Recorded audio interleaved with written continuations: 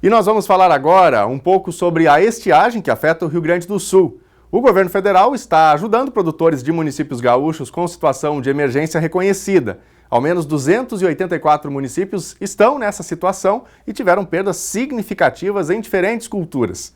Nós vamos conversar agora com o jornalista Cleiton Santos, nosso comentarista do Espaço Agro, sobre uma situação conhecida como vazio outonal. Você já ouviu falar? Resumindo, é a falta de pastagens.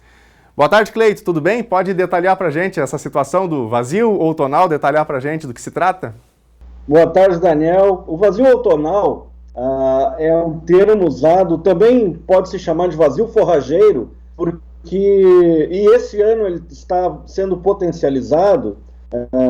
Ele quer dizer exatamente que falta pasto no campo, né? Falta comida para os animais. Isso tem sido um problema para a nossa pecuária. Ele vinha sendo amenizado porque nos últimos anos, em função dessa explosão de produção de soja em Cachoeira do Sul, o que se percebe é que o produtor, quando colhe a soja, já planta as variedades de inverno, né? as cultivares de inverno para pastagem. Mas esse ano, normalmente o que acontece é que o campo nativo, ele sofre esse declínio, né? Até que comecem a vir as pastagens de inverno. Mas nas pastagens artificiais, ou as pastagens plantadas, assim, por assim dizer, a situação melhorou com a entrada da soja na nossa região, tradicionalmente pecuária de Cachoeira região. O que se pode dizer sobre esse ano é que a seca ela já trouxe o rebanho bovino, o rebanho ovino, numa situação de menor oferta de alimento, né? Então já o estado corporal dos animais ao final do verão já não foi o melhor, e nós tivemos também essa situação de seca, que ela não permitiu a brotação de um pasto novo, renovado, forte e abundância de alimentos para esses animais. Então isso vem de duas maneiras impactando. No primeiro lugar, na própria condição corporal, o gado não engorda, a menos que se trabalhe com a compra de forrageiras, ou a silagem, ou mesmo o grão, né? Ração, enfim. Ou então, o outro problema é que essa é a estação de monta, principalmente para os ovinos, né? Então, é a estação de reprodução. E uma ovelha, uma vaca, uma égua em uma situação corporal mais baixa, ela tem uma grande possibilidade de não emprenhar, de não produzir, e é um ano perdido para o produtor, para o pecuarista, né? E isso vai interferir em toda a economia de Cachoeira do Sul. Eu acredito que tão grave quanto a situação da soja esse ano e do milho, será a situação da pecuária. Ok, isso pode impactar em quê, Cleiton? Por exemplo, venda de gado magro daqui a pouco, ou qual que é assim, o principal problema disso? Daqui para frente, a nossa grande incógnita é a chuva, né? Nós precisamos que chova o mais rápido possível.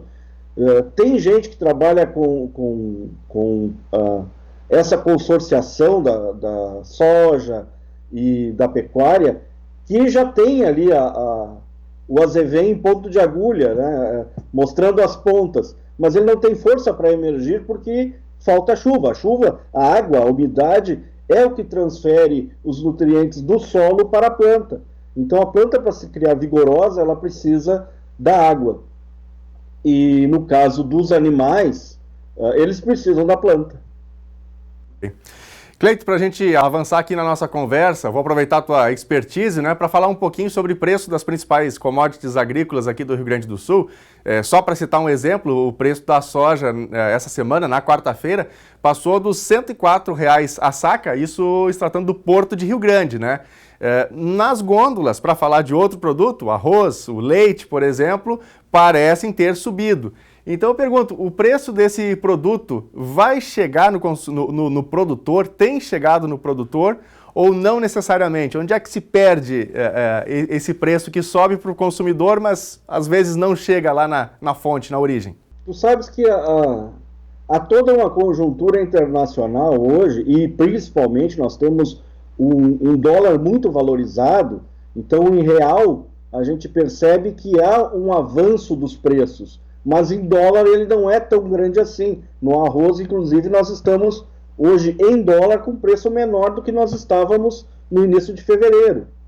Nós chegamos lá a 11 dólares e pouco, e hoje nós estamos com 10 dólares e 20. No caso do arroz é essa situação. No caso do leite, quando sobe alguma coisa nesse momento, é exatamente porque daquilo que nós falamos agora há pouco, né? É o famoso vazio forrageiro que está impactando os rebanhos leiteiros. A soja é essa conjuntura da China e dos Estados Unidos ainda em disputa. A China segue comprando, os prêmios nos portos estão compensando alguma queda nas cotações da Bolsa, e a soja sempre se equivale, né? Nunca sobrou soja no mundo, né? A China compra tudo que tiver, e se produzir mais ainda tem. Então é uma condição de liquidez absoluta. O produtor tem soja, ele vende.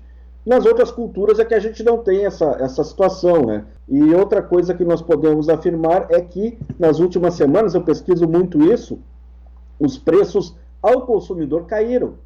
Nós estamos com preços hoje, os preços de pico da alta do arroz, eles são preços equivalentes nominalmente a 2009, ou seja, sem contar 10 anos de inflação. Então, para o produtor, os preços ainda estão abaixo da necessidade, porque ele tem 9, 10 anos aí de custos absolutamente superiores ao preço. É muito importante que o Brasil continue exportando arroz.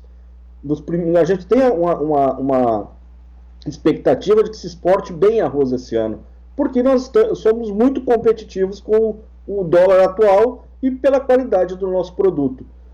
E sem contar que a Ásia toda não está exportando, onde se produz e consome 90% do arroz, não está exportando, e os importadores estão apavorados atrás de produto.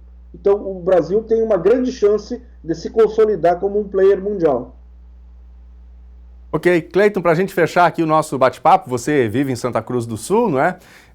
Como é que está a situação do abastecimento de água aí? A gente acompanhando um pouco dos jornais de Santa Cruz, a gente vê muitas pessoas preocupadas, até manchetes nesse sentido. Como que está o abastecimento aí? Bom, Daniel, eu da minha janela aqui eu vejo o Lago Dourado.